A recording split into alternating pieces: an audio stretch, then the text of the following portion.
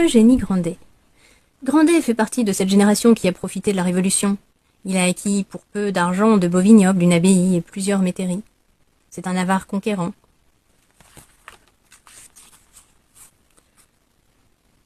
Charles, le cousin d'Eugénie, arrive de manière inattendue à Saumur.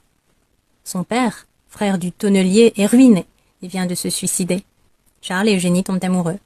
Avant le départ de Charles pour les Indes, Eugénie lui offre un 12 de pièces d'or, d'où la colère du père Grandet. Il faut préciser que Grandet avait traité son neveu avec peu de considération, lui mesurant le sucre, par exemple, ou lui faisant cette remarque désobligeante « Vous êtes sans aucune espèce de fortune ». Grandet continue de séquestrer Eugénie, mais la situation connaît un revirement lorsque le notaire Cruchot apprend à Grandet qu'à la mort de sa mère, Eugénie pourrait demander le partage de la succession.